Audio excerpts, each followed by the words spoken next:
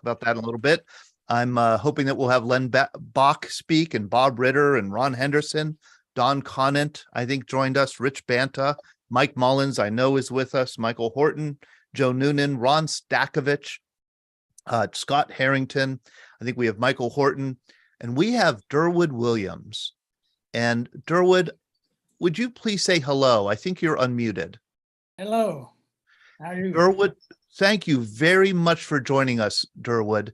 Durwood is a 101-year-old P-47 pilot from World War II. And he was also instrumental after World War II in creating the ballistic missile early warning system. So we feel very privileged to have you, Durwood. Thank you so much. I do hate to tell you, however, you are not the oldest person on our program. That honor goes to Julia Parsons. Julia, are you with us? You were on here. I hope so. Can you hear me? There, we hear you. It's been months since we've heard you, Julia. Julia, this is Durwood. He is your junior. Julia is a Navy Wave World War II. Julia, you turn 102 on March 2nd, correct? Right. That's right. And we're going to have some kind of party for you. Durwood, when is your birthday? 24 November, 21. Okay, so you've got plenty of time to hit 102. Can I ask you, Durwood, before we, and I know I told Sean to keep me on track because I tend to get off track sometimes, but what is your secret to longevity? Do you have any suggestions for us?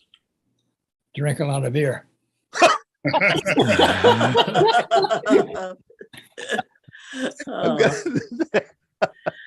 Thank you very much for that. Hey, you just made my day. Before we go on, I do want to thank our sponsors. You know, we have sponsors for our program.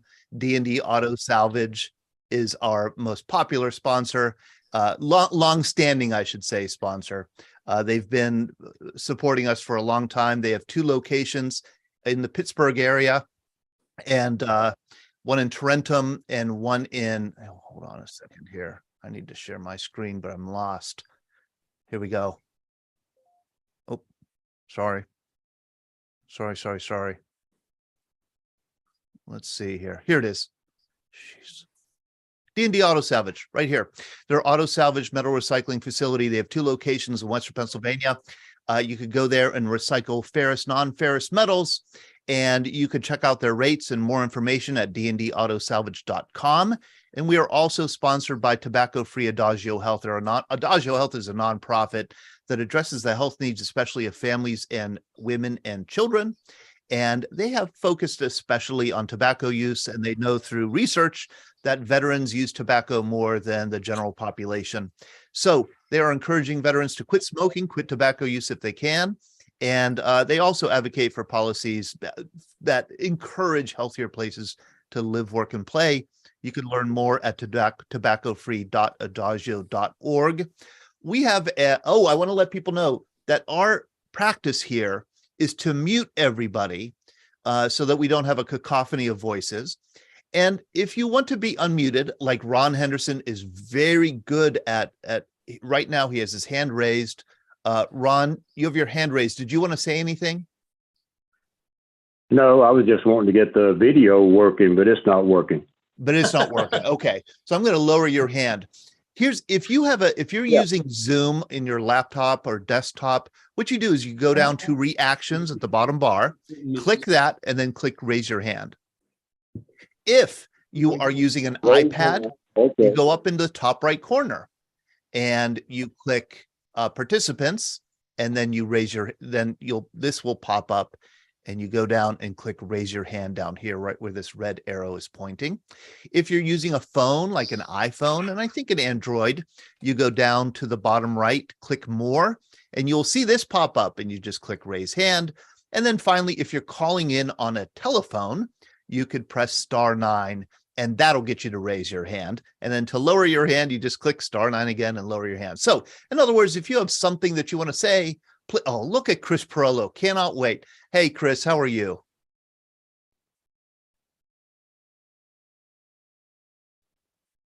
Got it. No, not much to say here. I just want to thank Dr. Durwood for his prescription. I'm ready to go. Thank you very much. Good. And there's Pittsburgher Chris drinking his Iron City beer. All right. Well, this is wonderful. Hey, we have a new feature here on VBC Happy Hour before we jump in with our radar station veterans. It is called, I'm not sure what it's called.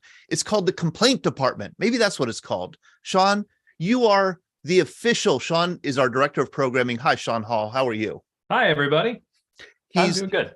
Sean is an employee, staff member of the Veterans Breakfast Club, as am I. And Sean has a new title, which he just learned about today. It's the official Veterans Breakfast Club Ombudsman. Is that how you say it? Ombudsman? Ombudsman. Ombudsman. Can anybody say what an ombudsman is? Ombudsman. That's Swedish. Ombudsman is Swedish. Lars McKee says that. What does it mean in Swedish, Lars? Like a representative. I think here in the States, an ombudsman was somebody who took complaints, right? Or corrections, or is that correct? Could be in Swedish too. I wouldn't say like that, no. Julia Parsons, what's an ombudsman? I don't know. Oh, I come do on. not know. I thought Sorry. newspapers. Okay, my understanding was newspapers. I remember this. Newspapers would have an ombudsman, and they would kind of collect complaints and suggestions from the audience. Well, that is Sean Hall's job. He's been collecting some complaints and suggestions, and apparently our complaint box is kind of full. It overflowed from last week's program, and tell us what came up here, Sean. First off, Todd was famously heard to say that Marines wear fatigues, but Brad Washaba corrected him during the program last week. Marines do not wear fatigues; they wear utilities. Okay, Marines wear utilities, not fatigues. Who wears fatigues? I think Army. Yeah, Army. Army wears fatigues. Only Army wears fatigues, correct? No. Okay. Navy wears utilities. Air Force utilities. Fatigues. Hey, Larry, I'm going to ask you to unmute here. Larry Gamrot, if you could unmute yourself. Ben Wright put into the chat, the ombudsman is an official appointed to investigate individuals' complaints against maladministration, especially that of public authorities. Okay, maybe that's a little severe. That's a big job here. Yeah, exactly. All right. So Deb Bussinger, thank you very much. During my Air Force time, we called them fatigues. Paper shredders make great complaint boxes, says Tom Prigg. Hey, Tom, how are you? You're airborne. Good to see you. Thank you for joining us, Tom. Okay, so that was complaint number one. I will no longer use the term fatigues when it comes to Marines and Navy. Number two. I don't know who said it, but we had somebody said sailors wear hats. Did I say that, Don Nemchek? Because I know better than to say that sailors wear hats, but sometimes I'm not thinking. Is Don not with us? Don is with us. Yeah, I just unmuted him. Yeah, I'm here. Yeah, Todd, that was you said that sailors wear hats. You were talking about that sailor who had his hat jauntily to the side. And as we all know, sailors don't wear hats, they wear a cover. I apologize. I know better. I should never have called this thing here a hat. It is a cover. Now, I'm going to keep you on, Don, because number three, I think, was also something you brought up. Yes, you had mentioned that one of the scenes is, oh, look at that rust bucket. Well, the Navy doesn't have rust buckets. They may have ships that have not been painted recently, but they're not rust buckets. Sailors take a lot of pride in the appearance of their vessel, and also the rust would make that not seaworthy. And we sailors know that we all must be seaworthy, including the vessel and ourselves. Does that include the vessel that you're looking at right here, the USS Fort McHenry, which is a landing ship dock? It looks pretty darn rusty to me, Don. It does. That just tells us that the sailors are getting ready to clean it up because they've got the chiefs and the officers planning their work schedule. Thank you. And it looks like that all of my sins have been against the Navy, because our fourth complaint was your warrant officer article, which is in our VBC magazine, our winter magazine, has more inaccuracy than Pittsburgh has potholes. That was a reminder to me that that article on warrant officers, which is in our magazine, it's what we would call maybe Army centric. That it focuses mainly on the warrant officer in the Army rather than in the Navy also. And I know Sean Hall's byline is on that article, but truth be told, I cut a lot of what Sean wrote. I'm a harsh editor. I cut it down and I cut out everything that covered the Navy. I didn't think anybody would notice, but apparently some sailors did. So that's our complaint department. Should you want to officially submit a future complaint to the VBC staff, you could do so at Betty, Betty, at veteranspracticeclub.org. That's right. That's right. Or your nearest paper shredder. Right. Let's go. Let's start this conversation. Bob Ritter, let's start with you, simply because you are my contact at this wonderful Facebook group, Radar Station Veterans. Bob, you were Air Force. You wanted to be a pilot. Turns out you're colorblind. You ended up enlisting, surviving the basic training at Lackland, and you got into radar station work. Tell us what you did. Well, after 1 year of tech school, like some of the others that are on here, I eventually ended up in a group. I was certified to work as a mechanic in maintenance in GCA ground control approach, and I was transferred to a ground engineering electronics installation agency. That's a mouthful. It's called GEIA, GEIA, Ground Engineering Electronics Installations Agency. And all we did was cover part of the world in our unit, very similar to Rich Banna. And we covered the northeastern half of the United States. We covered Eastern Europe. We covered the Atlantic Ocean, north of the whatever the line is. Anyhow, it's not coming to me. Anyhow, and then we also covered Greenland, Newfoundland, Iceland, Canadian area where we built the dew line and the pine tree line. Right. And when I was in, we were busy building the dew line and pine tree line. And so our company was stationed in Olmsted, Pennsylvania, and we traveled about anywhere, just installing radar, weather schemes, radio upgrades, new installations, whatever it may be. Some of my jobs was installations of new equipment. Some of them were upgrades.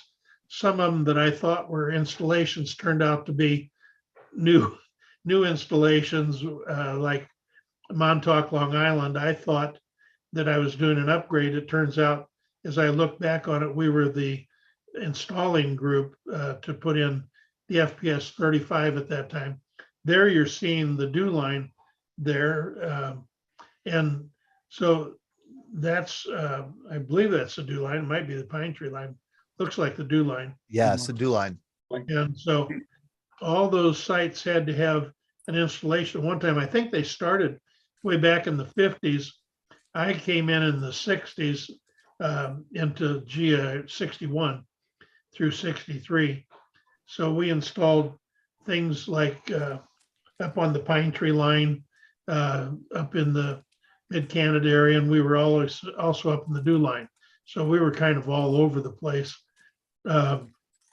Most of ours that we did were upgrades along the way, but we were in some very interesting places, and we did things, even things like we put in the hotline between Moscow and the Pentagon.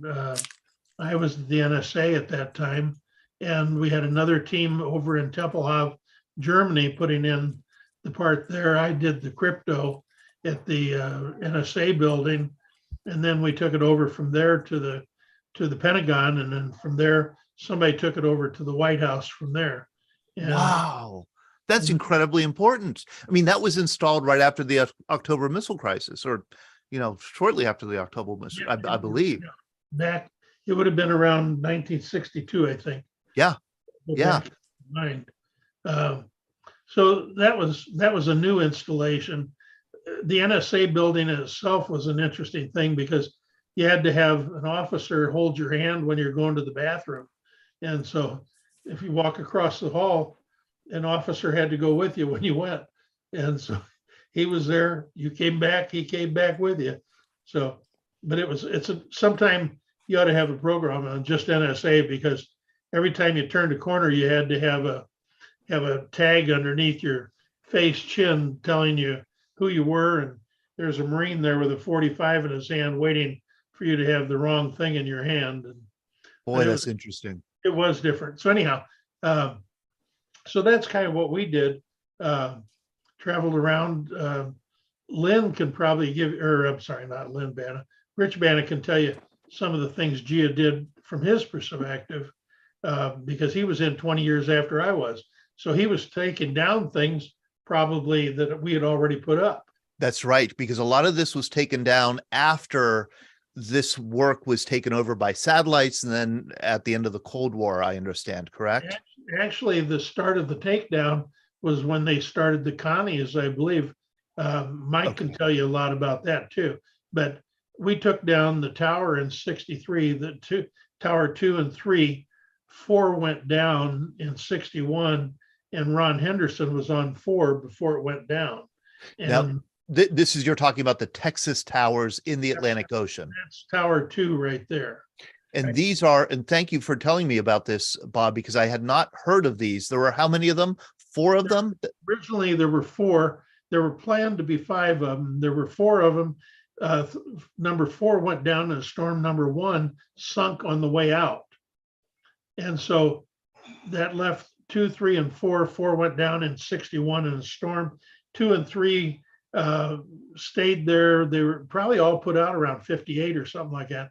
But tower 2 and 3, we ended up decommissioning in 63. So I had to go back out and take off all of the classified equipment off of 2 and 3 at that time. Wow. And so these were, did you say Ron Henderson was on one of these? Yeah. Ron, I'm going to ask you to unmute if you want to. Yeah, he was on 4. Ron, if you want to unmute. Ron Henderson. If not, then I think let's go to Durwood Williams. Durwood, what a fascinating person you are. I mean, we could spend all night, and I'd love to schedule you for another time to talk about your World War II service. You were a P-47 pilot in World War II. But tonight I was wondering if you could maybe give us a sense of when the early warning system was created and what your role was in creating it. Did you hear it? It was 1954, I think. It was built overlooking the North Sea. It could see a missile launched in Russia as it came over the horizon, and could send a message back to the States and tell them that a missile was en route. Give us time to get our B-52 and B-47 airborne. They would escape the ballistic missile coming, but they would destroy Russia. And that warning, mutual destruction, ended the Cold War. And what was your role, Durwood, in helping to create this system? I helped design that system. Surprising enough, the ground year-round remained frozen. But we had to refrigerate the foundation for our buildings and our antennas.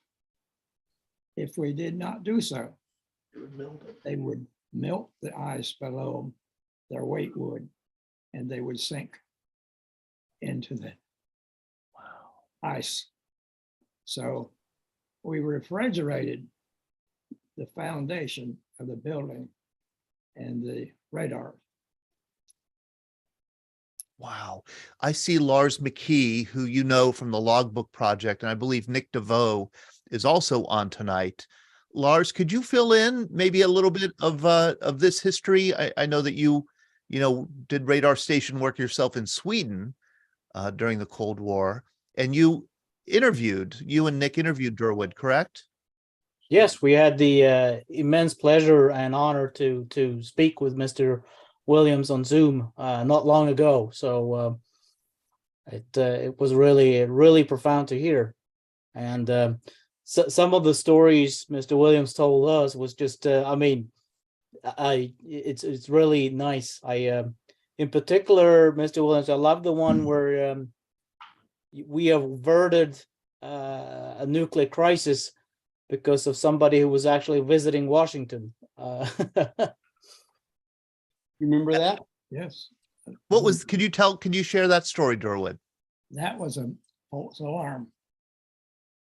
It was caused by the moon being detected by a satellite, and the computer assumed it was the main load and reported it as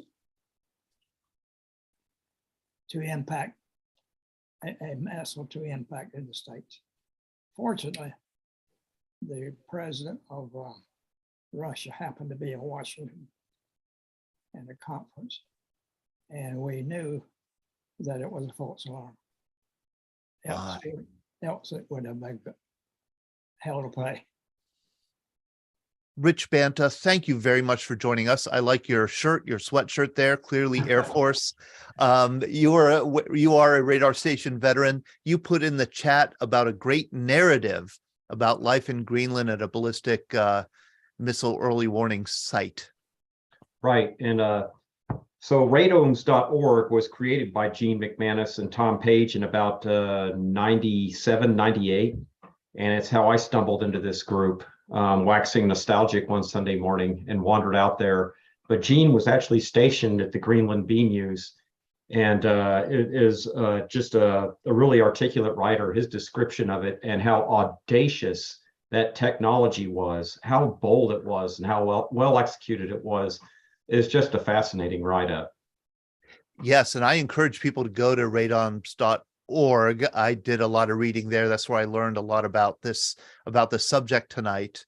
I'm going to share my screen because you share kind of web information with the National Air Defense Radar Museum, and there's a great online site here with exhibits, and it looks like a museum that may be eventually built in Ohio. It exists. It does exist. It exists. We have tourable exhibits in the old base housing. We have leased the old FPS 26 radar tower for 25 years for $1. We have a gap filler antenna there rotating away next to it. How great. Oh, how neat. So people could go here. You could, we'll put the link to the museum site here in the chat. Rich, where were you and what was your job at radar stations? Well, I bridged a weird time in technology. I had 9 months of tech school, and I was trained on mobile aerial battlefield management radars only, called the Tipsy 43. The only vacuum tubes in it were the transmitters. So I was trained on transistor and solid state. And what year was that? I went to school at Keesler, and I was sent across the hangar at Keesler to fix radars so students and instructors could destroy them on a daily basis. but I was also loaned to an engineering and installation group across the way, and the GIA was dying out at the time because they were shutting down the United States radar sites. And I got to tag along and see this amazing technology. We usually decommissioned it, and the Canadians would pick it up to take it to the Pine Tree line for cannibalization and parts. And that kind of prepared me when I got stationed to Iceland to work on a radar I had never seen except on the hangar floor in school and glimpsed. So there was a lot of on-the-job training. And once again, the technology, the things they were able to do with vacuum tube technology just amazed me, and how the Air Force somehow taught us troubleshooting theory. I have mentored and trained hundreds of technicians throughout my career, and the radars, the saying is, if you can fix a radar, you can fix anything, because it had so many disparate systems that had to work on each other, and you had to know your dependencies. It gave me the gift that has propelled my career as I near retirement. I've had a great life because of it. And it's because you were able to, had to learn so much on the job. Yes. I think anybody that worked on radar, period, was pretty well set in life. It was difficult technology, and we had a pretty high washout rate in tech school. It was not one of the easier schools. It was not an easy school. It was not. I loved it. It was easy for me because I couldn't get enough of it. I ate that stuff up. Because you're a nerd. Oh, absolutely. Yeah. And that in a good way. I mean, that's absolutely, I think you have to be to kind of be obsessed with this, arcane, difficult technology that served us so well during the Cold War. I can see that Ron Henderson is trying to connect. I'm going to ask Pete Sarmiento. You are new to our group, I believe. You must be a radar station veteran. I'm going to ask you to unmute. Hi, Pete. Yeah, I'm one of the old timer. I'm probably one of the oldest guy in there. Really? I'll be 90 in July. You'll be 90. Do you know what we call that here on the Veterans Breakfast Club?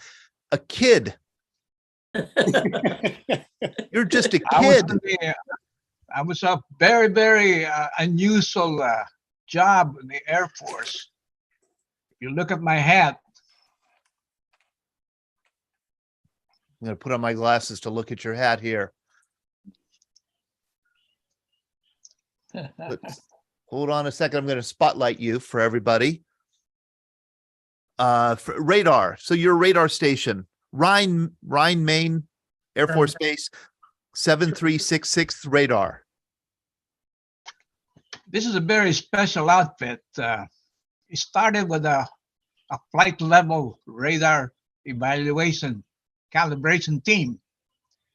And we were at Germany in 1953. I was in Preston Pellbrook, just outside Munich. We have two B-29s that we stripped, no guns, except ECM, electronic countermeasure.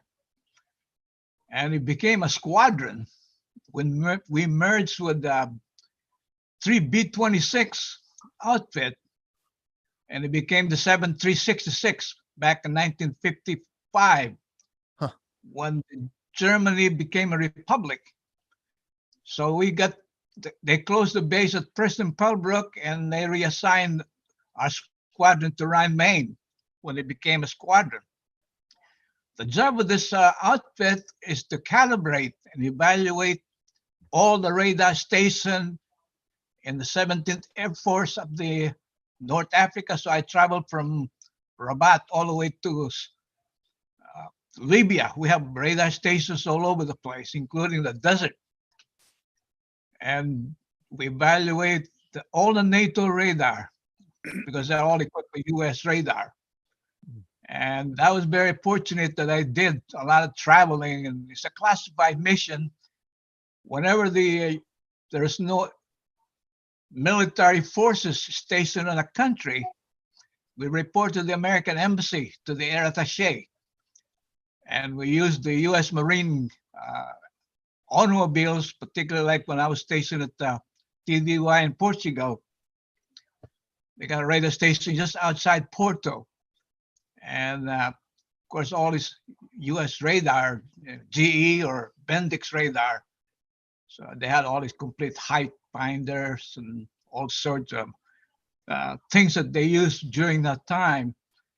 And I was in Iceland. We have a radar station in Iceland, and of course, that's a very isolated area. They had it up.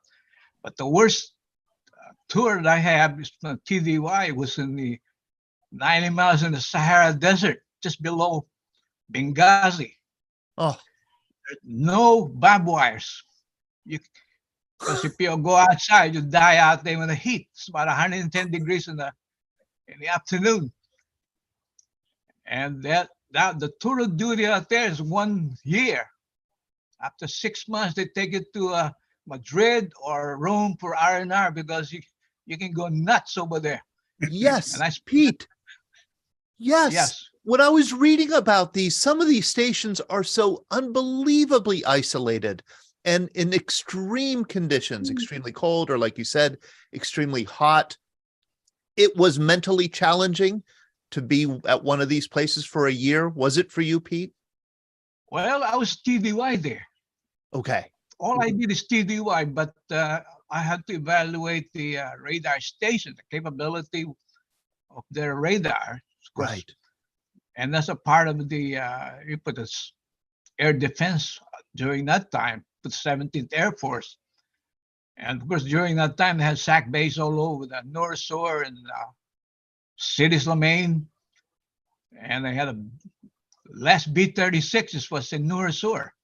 So I go back a little bit when I had more experience. So it's really a best part of my life, and spent about almost 4 years out there. Extended my tour. And you mentioned yeah, Iceland. exactly. Yeah. Yeah, Here's a I was photo stationed of. there. You were there, Pete? It's a radar station right on the right-hand corner of the island.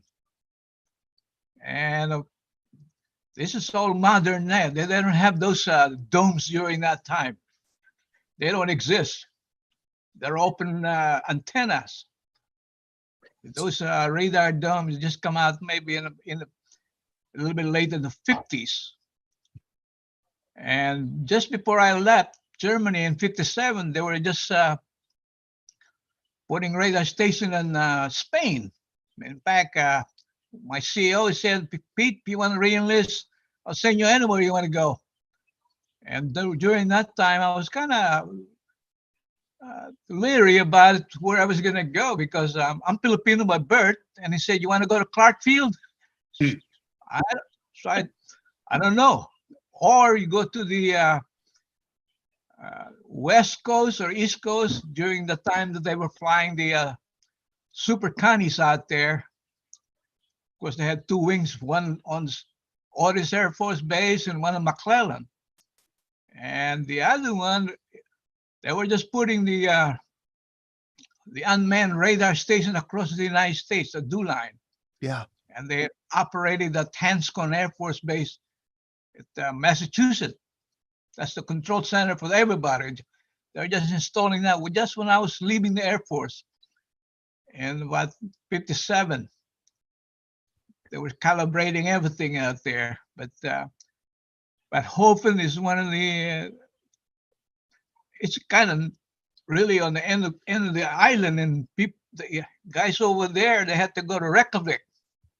At least you have some R&R over there, because it's so far away on the other side. It's so isolated. And when we landed when I was there for TDY, we landed on the DC-3 right on the beach. Wow. Pete, one question before I go to Rich.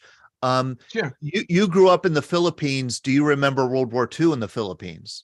Oh, yes. I was 8 years old when my dad is a Philippine scout. That's why I came to this country. And he served 32 years, and he was a POW in Bataan Death March. I can tell you all the war stories. And Pete, I belong to. Sure. I would love to have you back on to share some of those stories. Would you be willing to come back on sometime? Sure.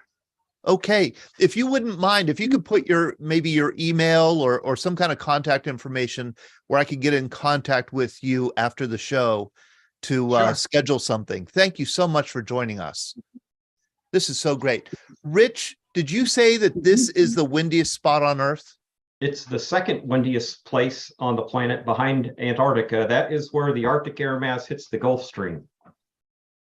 And I was stationed there the entire year of 1984. Oh my goodness, Rich. And the picture does not do the isolation justice, but this is now a tourist hotspot. That black expanse off in the back, that is the largest natural black sand beach on the planet. And then the three-spired mountain off there to the right, we called it Bats Mountain. It was the best free climbing I did in all my life. But now that's Mount Vesterhorn, and this is a tourist hotspot. But in the 80s, the entire country was anti-NATO, and this end of the island was especially anti-NATO. We pretty much had to run a gauntlet getting off the aircraft that transported us out there to the radar van. The barbed wire faced in. We were not particularly welcome. Oh, and of course, gosh. there was in 1984. There was no satellite TV, no cell phones. It was isolated, and I felt bad all the sniveling about it until I hung out with some other veterans who had spent a year there, and they said that was pretty much the crappiest year of their life too. Oh my gosh. We have some youngins with us, Rich. Sean Hall, could you imagine a world without cell phones? You're not that young. Trey Burnham, we have a high school student here. Do you hear that, Trey? No cable TV, no no cell phones. Did you find it mentally challenging, Rich? I did. Maybe a little too much Jim Beam for comfort. Yeah. We did have I had my drum set and my PA system sent up there. There was a little cluster of wonderfully talented musicians. We had a band, and we were better than any of the USO acts. So we entertained at Keflavik and at Rockville, the Rockville radar station as well. It got us out of there a little bit and gave us something to do besides drink Jim Beam. You were number one on the charts in Keflavik in 1984. I'm going to ask, Bob, I think you shared this photo with me, and I am just perplexed. This is Iceland, apparently. What is this? It's a joke. Oh, it's a joke. Is that an outhouse? It is. Do you know, Bob, I am the most gullible person on earth, so I just fell for this joke. Okay, thank you. Look at Rich laughing at me like, oh my gosh, this guy's an idiot. I will say that's the most beautiful outhouse I've ever seen. Yeah, that is a wonderful outhouse. Okay, Ron, I want to get to the TT4. I want to show pictures of this because of all these places, I think this might have been, for me personally, one of the more challenging places to be. Just the thought of being out on this remote, what is in essence an oil rig, for a year. Ron, this is where you were stationed, a place like this?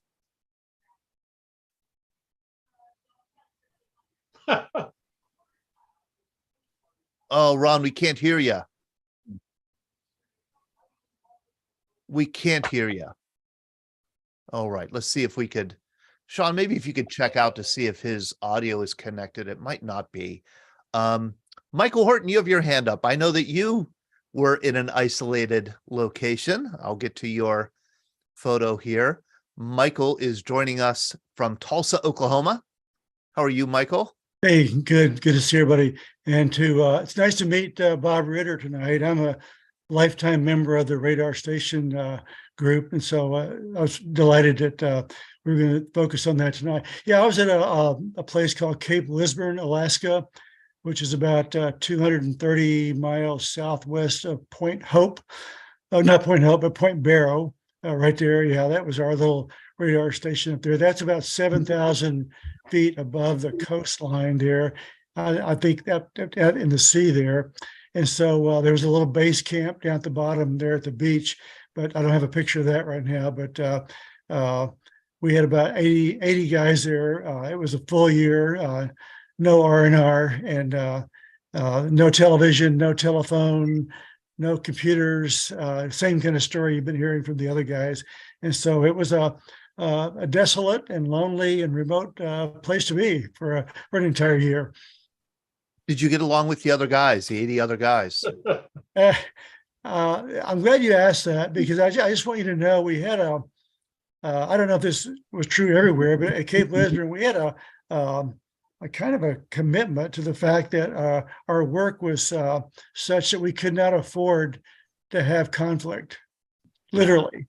So You if really you couldn't. had a conflict with somebody or a bump in, you were expected to deal with that very, very quickly and put it behind you and move on, because we didn't have any kind of conflict would have been a jeopardizing of the mission in some way. So yeah, so we had to kind of get along. So that red dot is where that is, right there on that cape, right there on that point. So on a clear day, we could see over and see the Russian coastline on a clear day, and that's where it is. Yeah.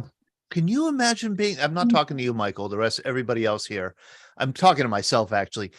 I have a hard time imagining spending 1 year here. I mean, that is what you call serving your country. Look, I mean, you could still, this is satellite image today. You could today see how desolate this place still is. Wow. What was the closest town? If you back up a little bit, you could go down to Point Hope, but it was impassable. That's a little Eskimo village down there. And then maybe from time to time, if you watch all the Alaska shows on TV, they'll do a little thing on Kotzebue, which is a little bit south from there. Even if you keep going down a little further south, you'll see. Oh yeah, here. There's Kotzebue right there. So as you fly from Elmendorf Air Force Base up to Cape Lisbon, the planes just keep getting smaller and smaller, because our little runway was only 3/4 of a mile long, so we couldn't have any large aircraft in there to speak of. So it was quite a flight up there, and they would stop at all the Eskimo villages and see if they wanted anybody to give anybody a ride to where they were going. And so, yeah, it was kind of an interesting cultural experience, but the year up there was, as you can imagine, a pretty long year. What are these wires going down? Well, that is actually, there's 8 to 9 guys at the dome, and there's a road going up there. You can't see it. It'd be off to the left a little bit. And so if those guys were to be in any way stranded or jeopardized, that's a cable car. And there was a group of us who are assigned to the rescue team that we have to go up and get them. Fortunately, that never happened, but that was the way we would get them down if the road became impassable, or if for some reason, we were attacked. I can say with a great pride that during the year of 68, 69, we did not have any Russian invasion in there. We kept them out of there. Yes, that's right. You should say that with pride. And there you are. So how often would you get news? I mean, I guess you were able to get radio. Were you able to get? We had a wonderful thing called Armed Forces Radio. Okay. So we had that through a little squawk box, but that was about it. Yeah, exactly. So my dad would send me the Sunday paper from the Tulsa World, and it would get there about a month late, but it was that's about what we got. So we missed the moon landing and all those kind of things during that year. Brad Washabaugh asks, how do operators deal with the remoteness? How did you deal with it? Did you read a lot? Did you what did you do? I didn't know. Are you directing the question to myself? Yeah, to Michael. Oh, yeah. How did you deal with the remoteness and the isolation? Couple of ways. I first of all enrolled in as many of they were college classes, old correspondence courses. So I did some of that. We did have a gym. Most of the guys doing ceramics and stuff like that, really creative stuff and things like that. So other than that, it was we had a little room for a couple of pool tables like that, but I think the biggest morale factor was the movies. We had a theater, And so they would try to send us different movies every week. And one of my jobs was just to make sure that we always had to have 2 or 3 guys who could repair a projector. We had to have a lifetime supply of bulbs, and we always had to have guys who could slice film. So, or splice film, excuse me. Just things like that. So it's crazy. But we all had 3. We all had 3 jobs. It was a minimum manpower station, so everybody who was assigned there had 3 different jobs. And so basically, we were working a job about 12 to 14 hours a day. And so there wasn't a lot of time to. There was no place to vacation and no town to go get in trouble. And so we were there to work, and that's what we did. Wow, you might as well work. Now that I have you, why don't you say a few words about Coffee Bunker? This is a wonderful institution in Tulsa, Oklahoma, where you are, and I believe you have other members of the Coffee Bunker here with us tonight.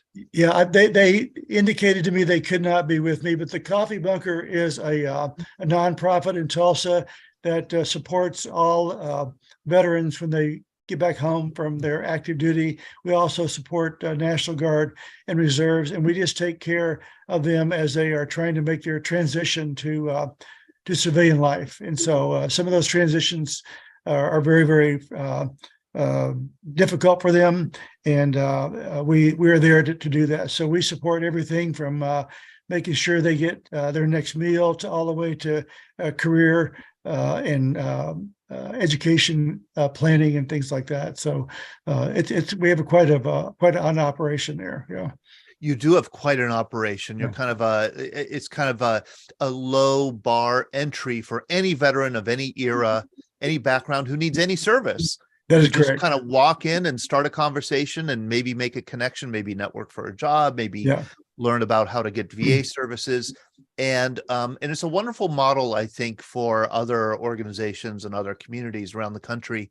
And people could go to coffeebunker.org to learn more. I know that you have a cyber component that you launched. I think we are launching it next week. Yep. Next week. Very good. All right. Well, let us know when you do launch it. Let us know. Give us give us the links or the release, and we'll definitely send that out to our network too. So that's great. Thank you very much. Thank you very much, Michael, for joining us. I'm going to see if I could unmute Ron Henderson one more time, and then I want to go to Bob. And then I have a question about Nike missile sites and the dome around those radars. Ron Henderson, are you able to unmute? Ron was unmuted for a minute, but I wasn't sure if we'd be able to hear him. Let's give it another shot, shall we? Because I'm so desperate to hear about this. About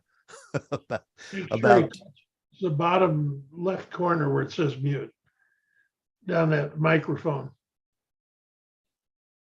Did we lose Ron? We may have. I lost his window. I lost his window. I don't see him. If he pops back in, I will let you know. Oh, there he is. His window moved on us. Speak up, Ron. Yeah, you're still muted, Ron. There may be something pops up on your screen when we ask you to unmute.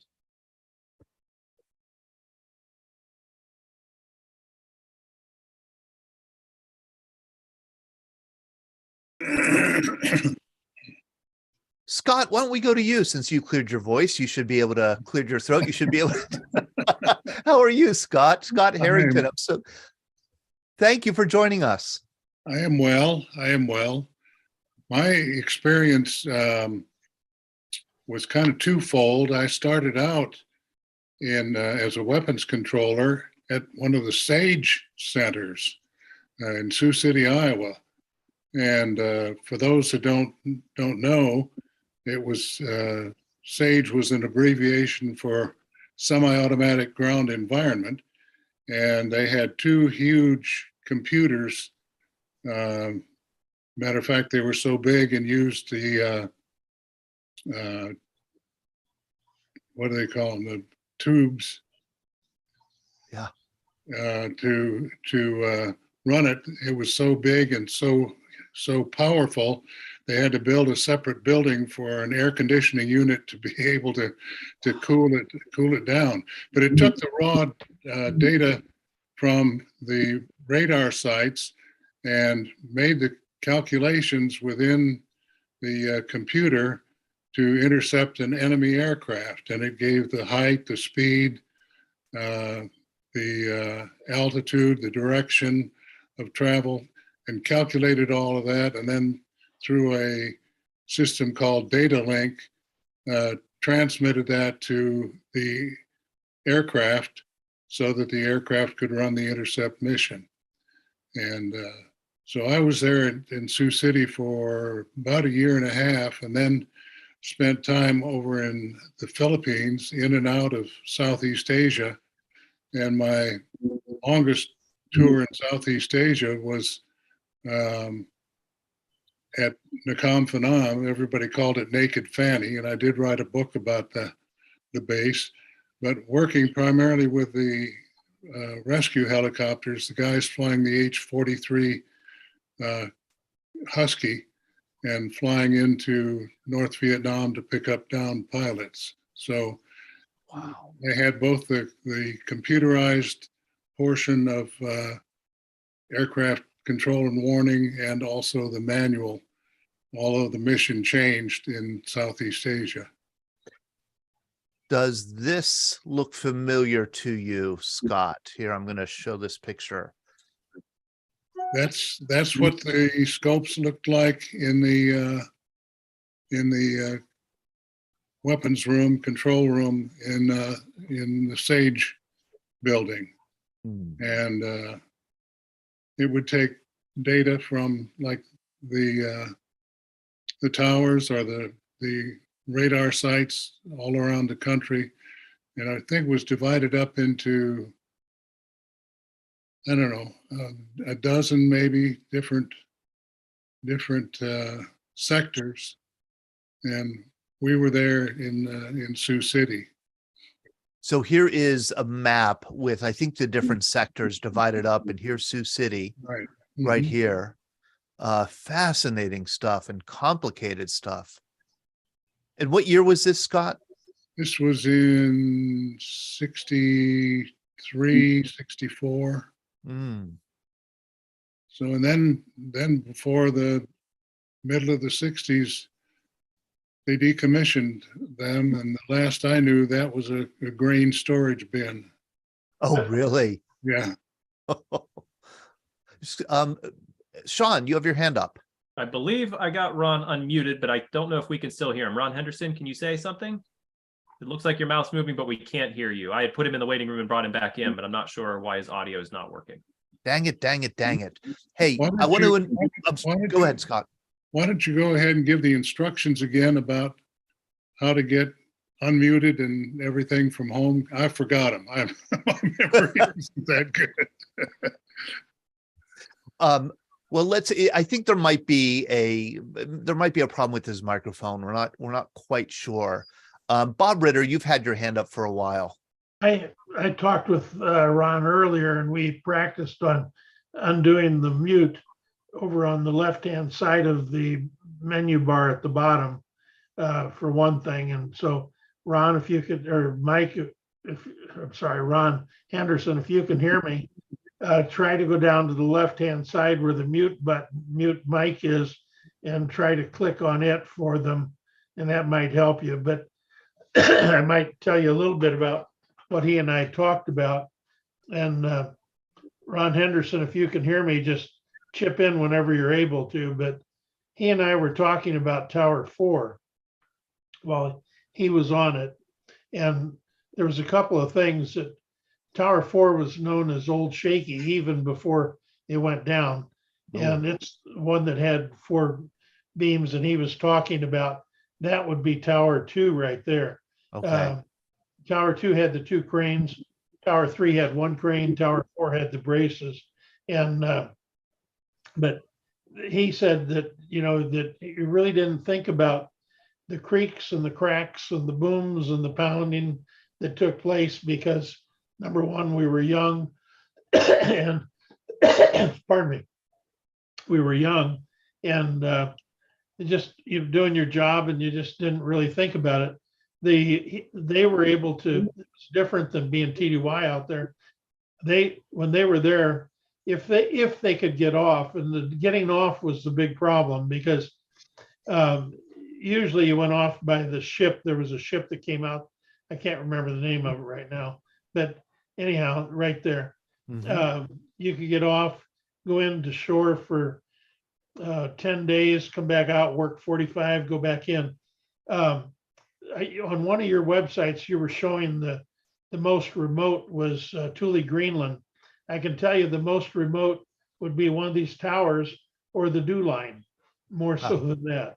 But the tower that Ron was on, he was also a scope operator on that tower. The duty was 1 full year that you were out there. So you might be able to get some R&R by getting off and going in every once in a while, but to the mainland, but you were out there 45 days minimum.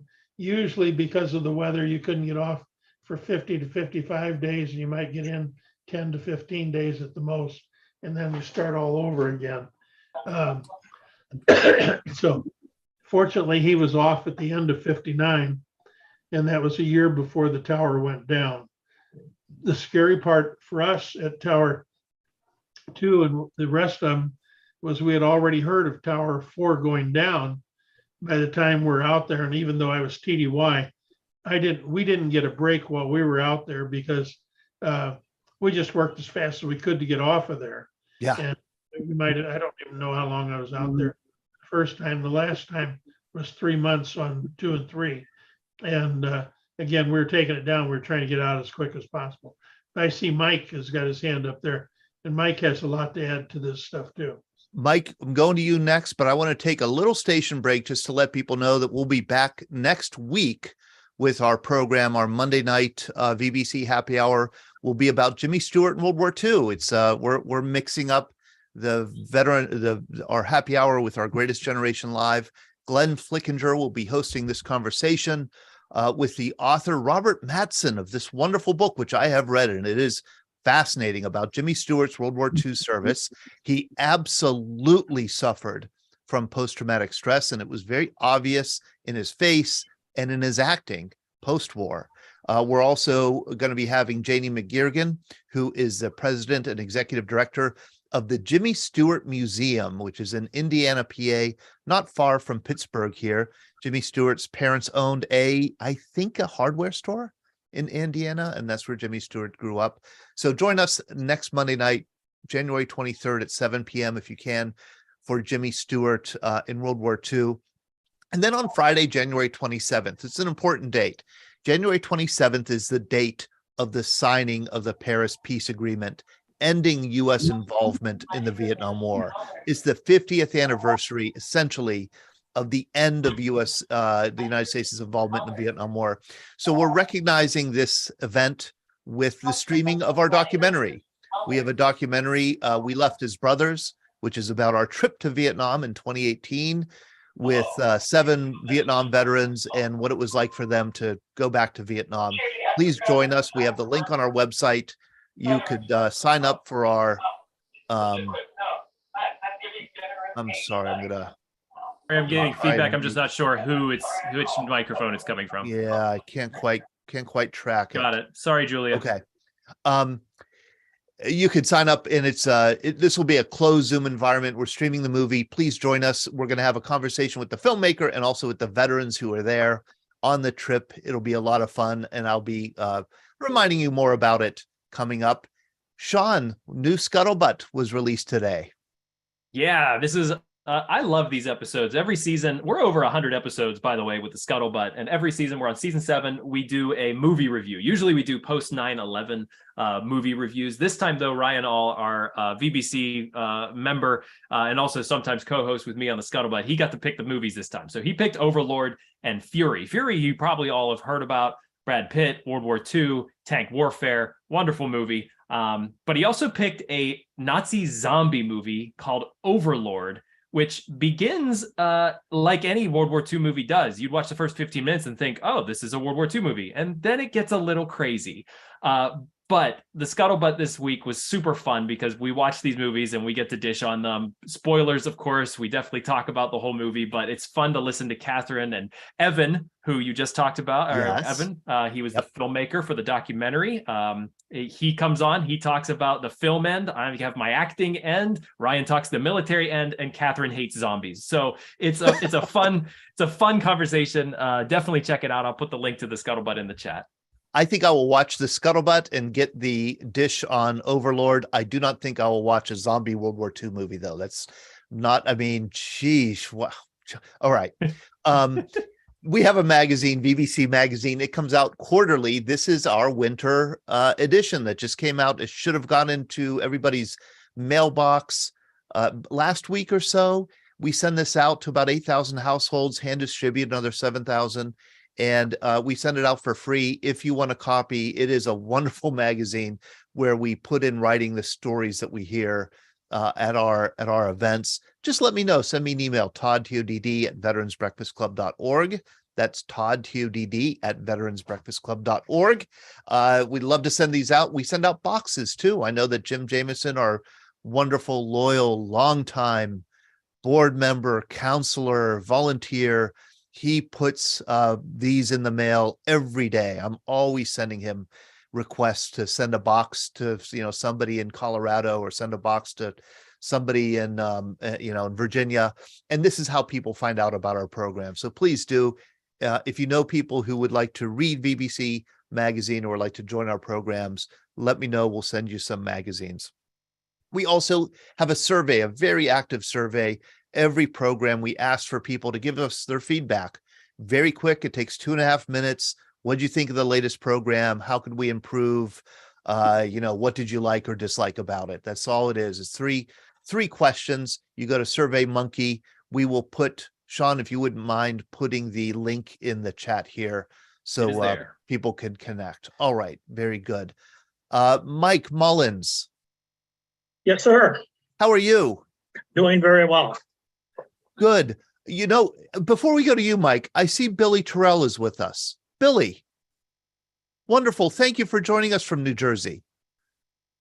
Billy, if you let me, I'm sorry, I just want to show, Mike, if you had a picture of you that looked this good, then I wouldn't go to Billy, but I'm going to Billy because, wait till you see his picture. All right. Hold on a second. Here we go. Billy, I'm going to ask you to unmute. If you could unmute, and then we will ask you how long it took for you to get your hair looking this good. Look at that. Goodness. Look at that. 1963. 1963. What kind of, you were a singer,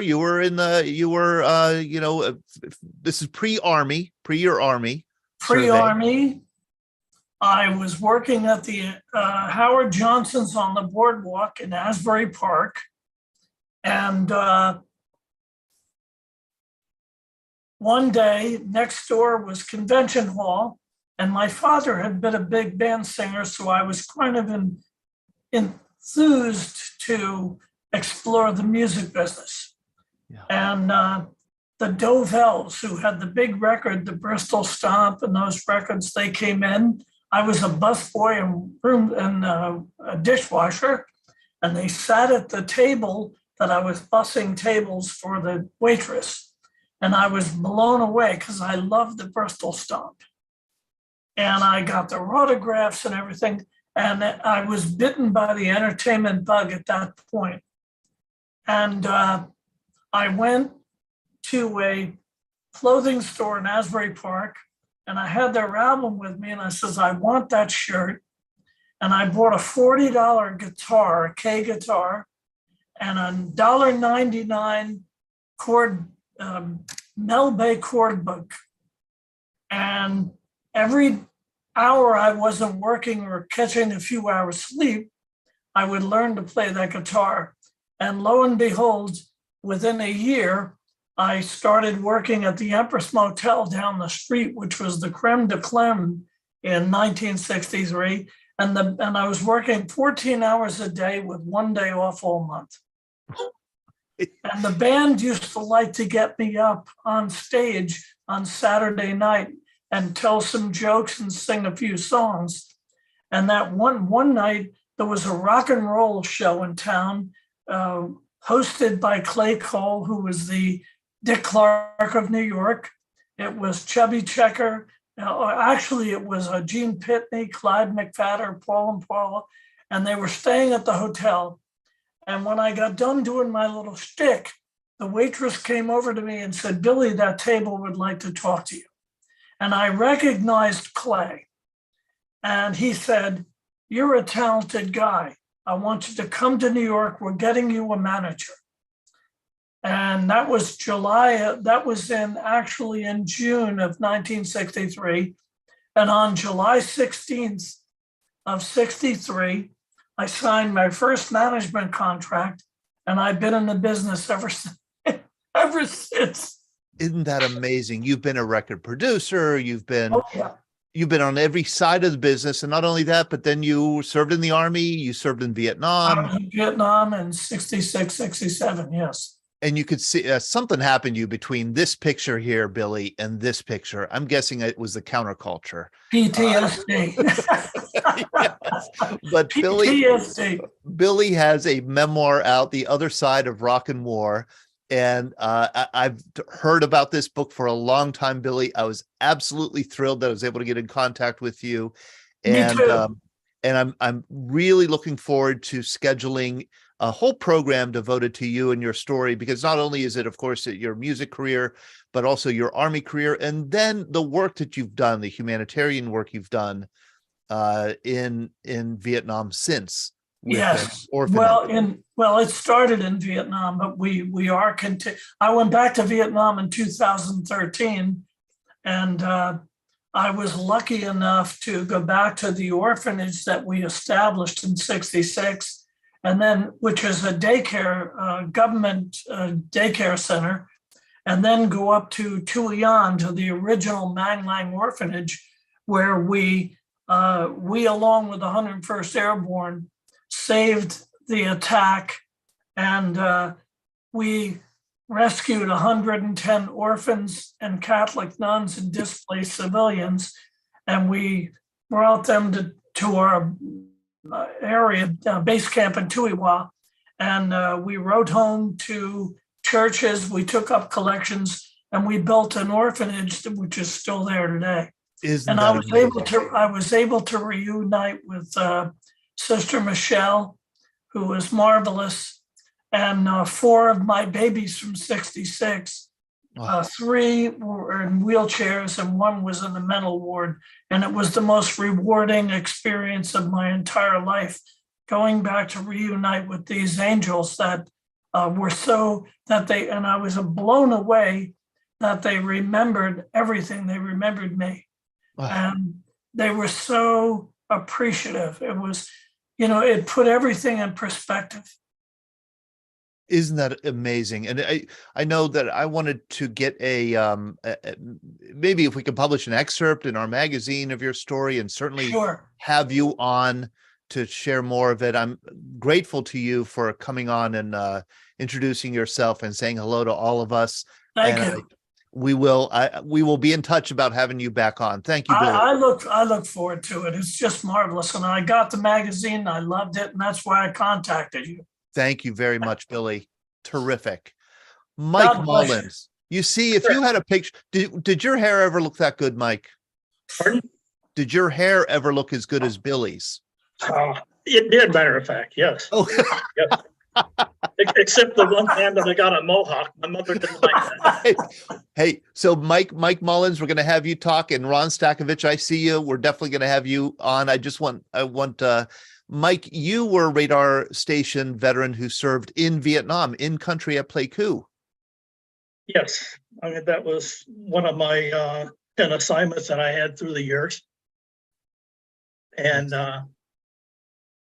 it was sort of a non-typical radar technician start. I went to school in Denver after basic. I was to be trained on the F-102 air control system. The F-102 at that time was the F-35 of the day, very advanced. Right. the school superintendent come into each of the classes and said, the first 3 guys in the first row come with me. And this is after 20 weeks of basic electronics. It's supposed to have gone to about a year's school after that before going out to the aircraft. I didn't get to Germany as I had orders for. They sent me to Gettysburg, South Dakota, the radar site. Never did see Keesler, have never been on Keesler, and spent 20 years in radar. Trained on the radar sites by RCA and Bendix tech reps from the factory. So I probably had a better exposure and experience on training than the ones that went to tech school, because I was working on actual mission equipment with very, very good training. So after that, I would say Gettysburg was a very good experience. That is out in the middle of South Dakota on Eagles Peak. You can imagine a pool table with a grain of sand. That's about how high Eagles Peak was. Oh, that's Vietnam. Yeah. And this is Vietnam, right? Yep. And this is Pleiku? No, that's Pleiku, yes. Okay. That's taken from the radar site out towards the black building. Can't see it very well, but over in this area, they controlled the B-52 strikes for the most part in that area. This was the radar site perimeter. These are our bunkers. We were right on the edge, western edge of Pleiku Air Base. Okay.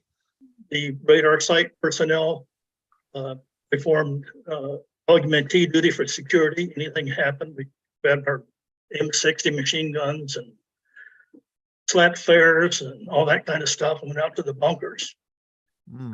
This our 2 radar site, or our 2 radars, the FPS 6 on the right, the FPS 8. That's a Vietnamese hospital there, right across from our Claymore mines, almost right in line with. Helicopter coming into the Army hospital right next to the air base. I love this one. He traded with the Army quite a bit. He was out at one of the fire bases, and he would bring in cases of steaks and pork chops and cooked for us. We'd give him plywood and paint. And he was an Army Master Sergeant, and you could tell that he's older than, your average Vietnam service member. We were both about the same age. I was 30. I was 30 in Vietnam, so I was one of the guys. You were 30 in Vietnam, Mark Spiradigliosi. That's ancient. Yeah, it is. Did they call you Pops or what? Not more than once. We called him Grandpa. Yeah. The radars that we had there were tactical, very small, very portable. We flew them over from the Philippines on C-130s and built the radar sites there and in Thailand. I sent you a map with all the radar sites in Southeast Asia, if you want to show it to everybody. Let's see. Let me see if I could scroll to it here. I love this. Let me just show this before if I could find that until I can find it. That's in Pitsaluk, Thailand. We're installing the radar there.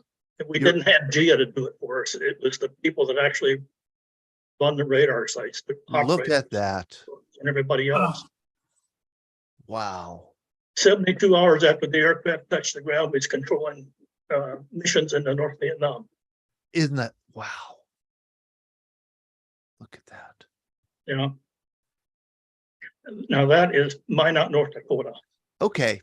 So let me ask this question, and it's one that I think was put in the chat here about a Nike missile site. This is what, we've had Nike missile sites here in Western Pennsylvania since the early 1960s at the least. My dad served at one. They all have this kind of golf ball dome on top. Yeah. Durwood Williams said that these domes came a little bit later in the late 50s. Why do you put a dome on some of them and not on others? Well, some of it depends on the location. Florida and so forth, they don't need it for weather protection, but heavy snow loads and so forth.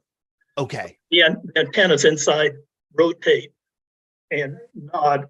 Some of them nod and rotate. You get snow on the antennas and so forth, and it just runs the signal and it overloads the mechanical actions of the antenna, so you lose accuracy. And oh, great! So it's protection. You have to go through an airlock to get into it. There's no windows, no doors in it. It's very hot in the summer, very cold in the winter. How about that? Okay, so thank you very much. Believe it or not, I never knew the answer to that. So it keeps all the weather off and is able to the radar is able to operate the way it should without interference. And every once in a while they'd have what we call bubble dancers come in, and they would repaint them, and they would climb up a rope that's attached to the very top and hook up their harnesses and stuff, and then they would use rollers and they would paint them every several years. Wow. Very interesting job. I could imagine. Chris Perlow, you have your hand up, and then I want to go to Ron Stack. I've always wondered about the domes. What are they made of, and how do they not interfere with receiving radar signal back? I'm going to say that the energy just goes right through it. There's two types. One of them is a soft dome like this, made out of a rubberized material, inflated with large fans. And then they have a geodetic fiberglass dome, which is open for the airlock. You don't need an airlock access to it. It doesn't have to be inflated. Okay, so they're sturdy enough and they don't impede the signal in any way. No, not really. They're about 65 to 85 foot in diameter. Okay, thank you.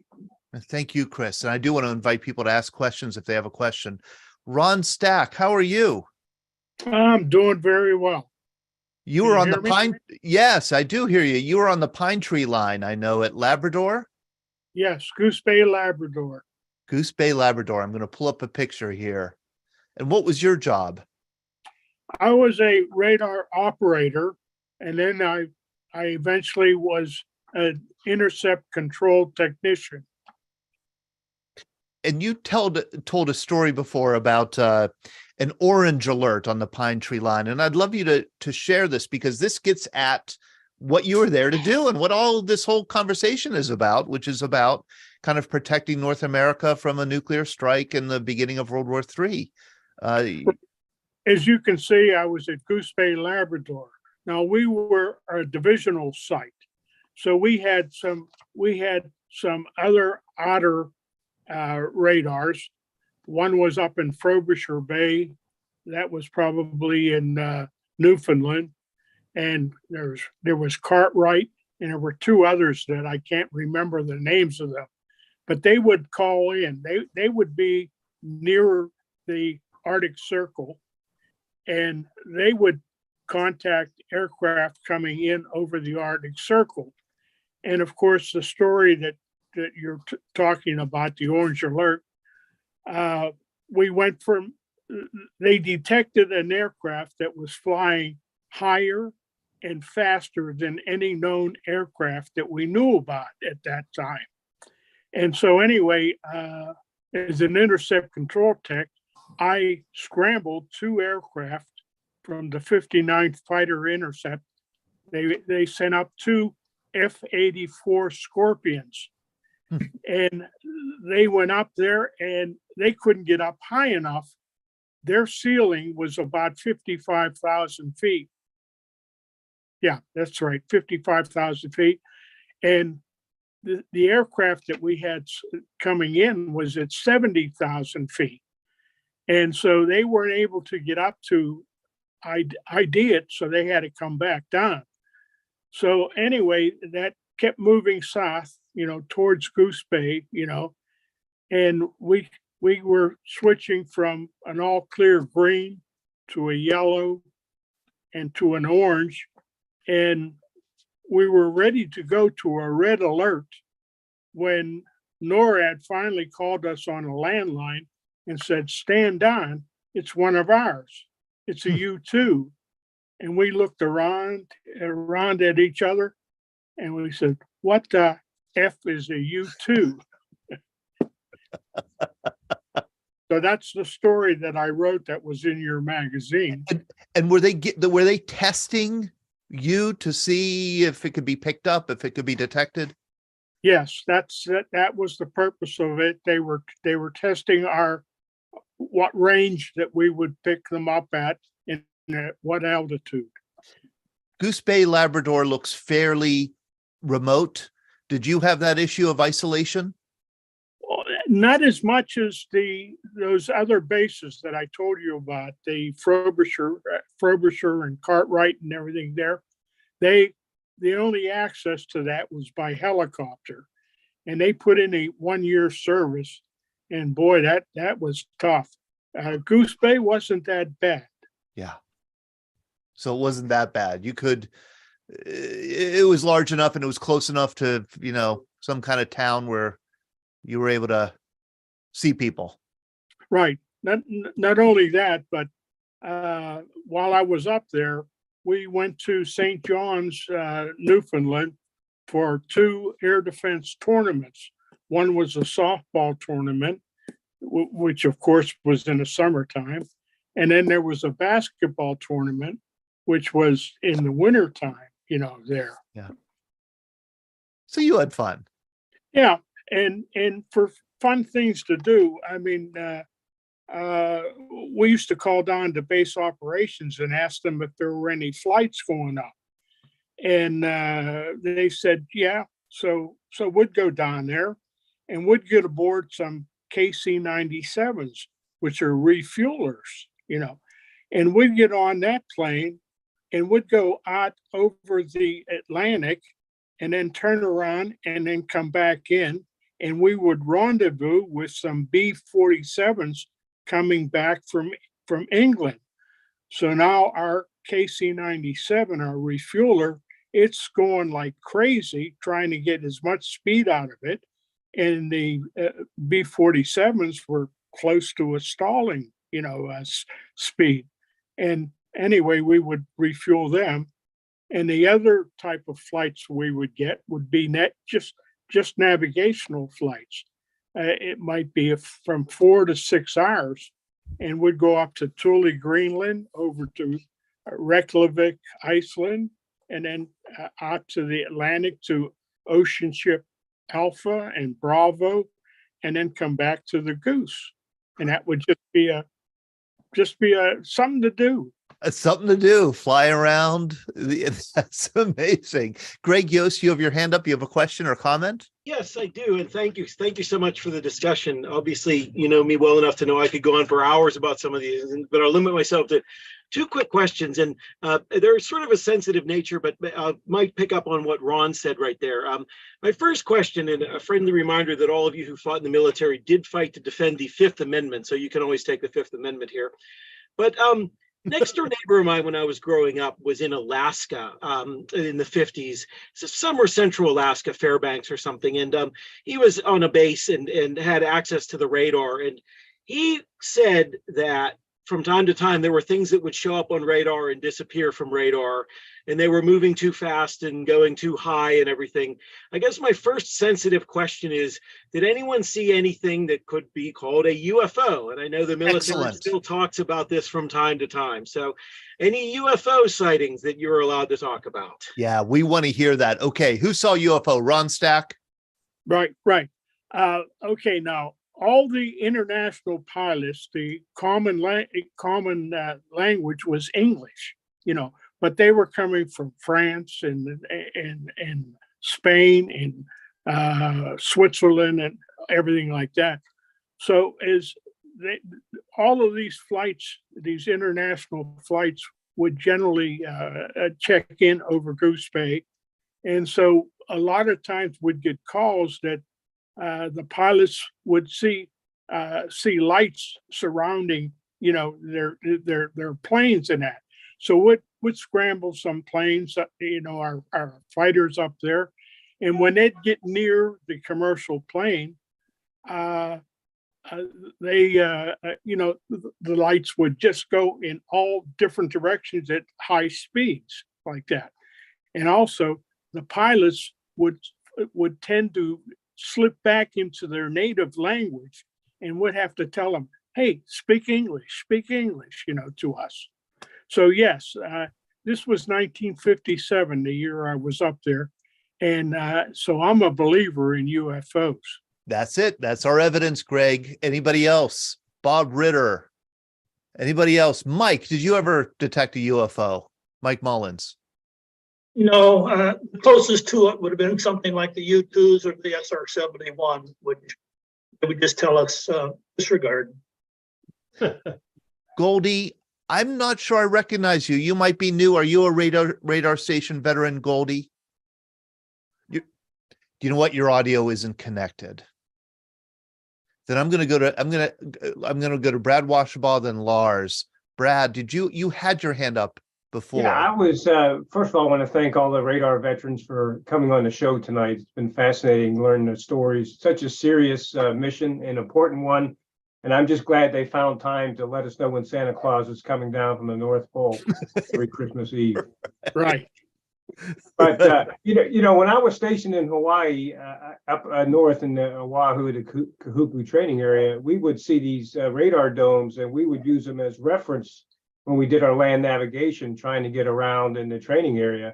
So we just call them golf balls. But I later learned that in that area is where one of the first radar stations was established. It was a temporary one that detected the first wave of the Japanese attack on Pearl Harbor. Oh, wow, that was it. Yeah, there's a plaque there. There's a bunker. There isn't really a site other than a plaque and a bunker to see. But it's fascinating. That's where it all started, and it was disbelief that the radar actually was working and who was coming that led to the surprise attack. So that just reinforces just how important of a mission and just how dedicated these veterans are or were to protecting our country. So my thanks to everybody. That is fascinating, Brad. I would love to see that site where an Army private detected the attack on Pearl Harbor, reported it up the chain. There never been anything seen like that before. And so it wasn't acted on in time. Todd, real quick on that one. There was a flight of B-17s that was due in that afternoon from California. It was too early and the direction was a little off. But at the radar station, they said, oh, those are the B-17s coming in. Well, they weren't, obviously, and maybe should have known that they weren't, but that's what they thought that they were. That's what they thought. Lars McKee, you were stationed here when? 94, 95. And what was your job? Well, my job was to do in the left-hand corner of that picture is that was part of my job to actually sit there and watch the radar and the little blips, which was represented by planes. So that was part of my job. You were Air Force, Swedish Air Force? Yeah, correct. Swedish Air Force. Is this a picture of you? No, it's not me. It's somebody else. Yeah, it's something I found online. There's very few pictures actually online of this system. I guess loose lips sink ships. It's pretty hard. Lars, could you educate us Americans just a little bit? Sweden, I guess, historically neutral country. Yeah. Did you, in those years, feel threatened by Russia, post-Soviet Russia? Okay. Well, Sweden and Finland were pretty much squeezed in between NATO over in Norway and then basically the Warsaw Pact across Finland. So I guess both our countries and the Baltic Sea was a kind of a playing field for a lot of actions going on.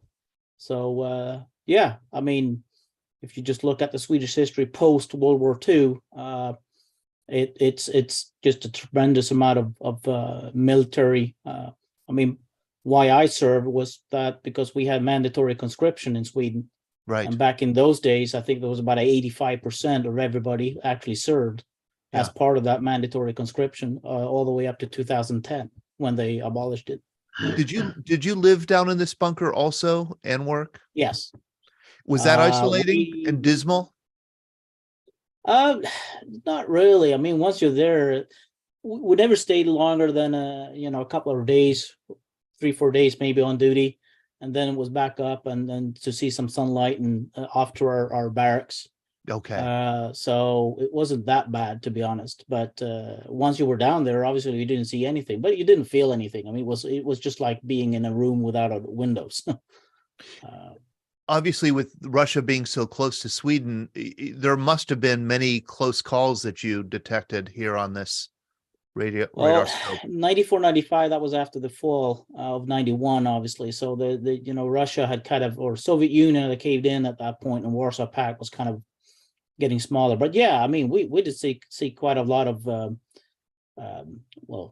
flying from the Russians there, and also NATO. Actually, if you look at trespassing or flying over Swedish territory, there were actually more NATO planes breaking into our territorial airspace than Warsaw Pact at that time.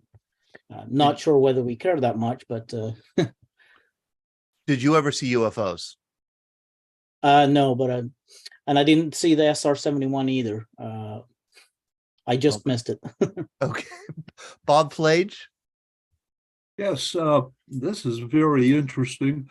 But my question is, with these remote areas, what type of security was provided? Obviously, one place we had a couple people there, and they all had 3 jobs. So I'm assuming that everybody gone through basic has some type of weapons training. But was there any other security in these really remote areas? Let's throw it open to Mike, Bob, Scott. I can tell you a couple of things. Okay. One, out on the Texas towers, we had Russian trawlers all the time off of the towers, hoping that we would evacuate and they could claim it as a salvage. Wow. And so we always had to leave a group of people on tower, even if we evacuated. And they built a dome on Tower 2 to hold 7 people in case we had to evacuate. The largest armament we had was a 12-gauge shotgun that we used for shooting skeet. Okay. So that tells you something about there. All the other, when I was up in Greenland, I was up on Black Mountain and working on a radio farm up there, antenna farm, and we had an M1 above the door in there, and I presume it might have had ammunition. We never checked, but most of the time when we were like in let's say Stephenville, Newfoundland, we had air police there that were stationed at that particular site, and there were other sites where we had no one really, but they were so far. I mean, to get up to where they were was really difficult for number one. I mean, some places was inaccessible unless you had a snow track or a helicopter or something like that. But we would have been the first group bombed by Russians if they had come across. They would have got a radar lock, and we were the first ones out. So protecting it with manpower probably didn't make a lot of sense. I don't know, Mike, you guys were in a lot different situation where you had hostilities in Vietnam, but where we were, there weren't a lot of people around to interfere. I was out on the die sites. I can tell you there was absolutely none out there. Yeah. Well, nobody wanted to go out there, for one thing. Yeah. Different story with you, Mike. Did you get infiltrated? No, but we always had either a security police present, usually 1 to 2 security police, until they got shorthanded. And then I was in charge of security for Pittsburgh, New Jersey. But we had, I think I had about a 17-man security alert team if anything happened. And during 72, after you get a lot of college students and so forth coming out of Philadelphia and down from up north, New Jersey, protesting the war and so forth. So weren't infiltrated per se, but they were yelling and so forth at the gates, even at that time. Right. Ron Stakovich. Yes, well, up at Goose Bay, we were Goose Bay itself was a combination U.S. Air Force, Canadian Air Force, as well as a commercial airport. But the road up to us, now we were nine miles away from the actual base itself. We were on a mountaintop. And so the only accessible road to us, they had air police stations down there, and they would check everybody and wouldn't let, so that was security. Ron Gianta, Air Force Colonel. Oh, and Pete, let's go to Ron Gianta and then Pete. Sean, do you have that photo of Ron? I do.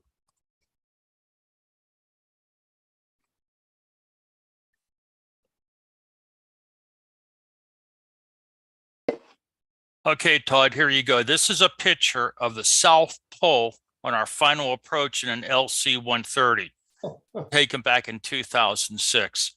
Now, everybody's talking about the Arctic and the North Pole and Alaska and having all these radar things and everything, this protection up there. But what's interesting about the South Pole is there's not allowed to be any type of a military presence per se, because it's all by international agreement. And the only thing that goes on at the South Pole is scientific exploration, and that's all by international agreement. But that is the South Pole versus, you talk about a place that's desolate. That's summer. Yeah. Wow. That's the bottom of the earth. And that was taken in January, which is the middle of the summer, and the temperature was 55 degrees below zero in the summertime. Oh man. Wow. Ron, do you have anything from the VA to share with us this evening? No, nothing really outside, just reminding everybody about they're starting right now, they're starting to work on the PAC Act 22 claims. There's a ton of them there. The VA's been going crazy, hiring a whole bunch of new people to handle these claims. It's just going to take time and take patience. And Ron Gianta is our veteran in the know, retired from the VA, retired from the Air Force. Ron, you are absolutely wonderful. Whenever I, refer a veteran to you who has a question about their services or resources that are available to them. Thank you very much for the work that you do helping. I'm going to take some, and I'm taking some of your books this week to the Aspinwall VA Hospital. Nice. And I'm going to put them out for people to grab and see if I can get the nurses to pass them out to the guys who are living there in assisted living. They'll get a kick out of that. That'd be so great. Thank you, Ron, very much. Bob Ritter, we're going to give you the last word. It's about 8:40. We're a little 10 minutes over our normal stop time, but boy, what a wonderful conversation. Thank you, Bob, for rounding up all these veterans for this conversation tonight. Well, it's been fun tonight, really, Sean and Todd.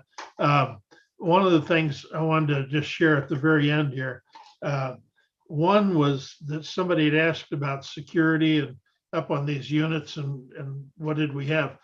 There was an old saying back when I was in, if there was an Air Force base or a site or anything else like that, it was only because nobody else in the whole world wanted it. It was only there because it was land that nobody else ever wanted. It was usually on sand or water or some kind of a mud something or a mountaintop where there was absolutely no other use for the land other than what that we were there for was about it.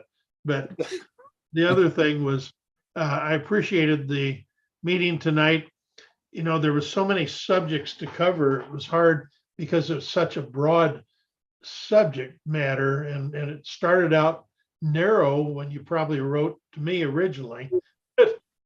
Somehow we expanded it to all these other categories. But anyhow, the one thing about just even with the Air Force and the radar, there's so many places, so many parts of it that it's impossible to cover just in an hour and a half period. Yeah, 655 locations around the world. Those are the ones that have been cataloged by your group. So much I didn't even cover. Absolutely, you're right, Bob.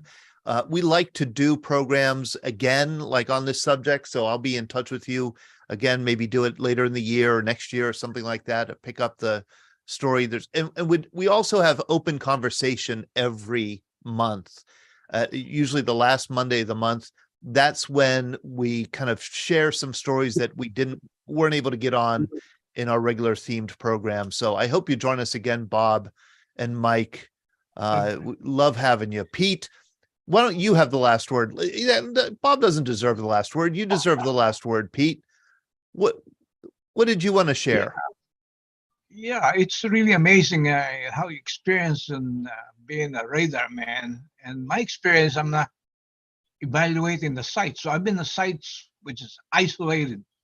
There's one thing that in my mind, the worst thing that to be stationed is about right on the coast of Mediterranean coast. They call it USDA. It was under the 17th Air Force, and to climb up the radar site, they use a donkey. And there's only about 25 people stationed in there. It's a gap filler. It's a Tipsy 1D. And it's amazing how you never know where some of these people are stationed. Same thing at the security. Nobody's going to go out there because it's so isolated. And the same thing as one of the Sahara Desert. The nearest oasis is 90 miles. And they have a track, an 18, it's like an 18-wheeler converted to a water tank.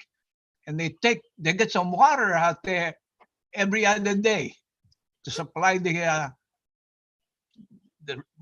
small outfit out there station and radar station. But they do have a funny thing that when you mail a letter, they generate this. You probably see them in World War II. They put look like a wire across the two posts, and the DC-3 or the CP, they scoop it up exactly. That's amazing. There's no runway. So they drop the mail or pick it up by that way. But it's amazing thing how some of this service, it's an experience myself that I travel in. Same thing like the gentleman from Sweden out there. I was stationed in the Baltic. Thank him for. They have a Danish Air Force radar station there, and that's where the Russian MiG-15 landed over there for a political asylum. And that was back in about, I think about a 54. I was there in 54 and 55. It's calibrating the one at this one in Bodenburg. There's a radar station out there.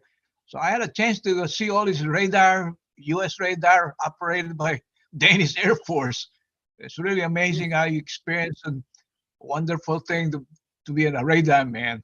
The things that you've seen in your life, Pete, absolutely amazing to me. Please do email me if you can, Todd, TODD, at veteransbreakfastclub.org. And that goes to all of you who haven't been getting our updates. I would love to invite you to come back on the program. Dan Vaughn, I see you waving your hand. How are you doing? Semper Fi, Dan. How's it going? Can you hear me?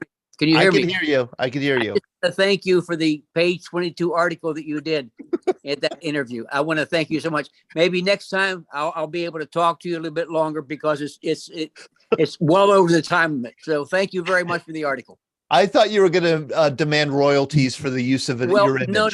Actually, I would like you to talk to Frederick Hart and have him show you the picture of the article of what he said about the bullets being faced the wrong way.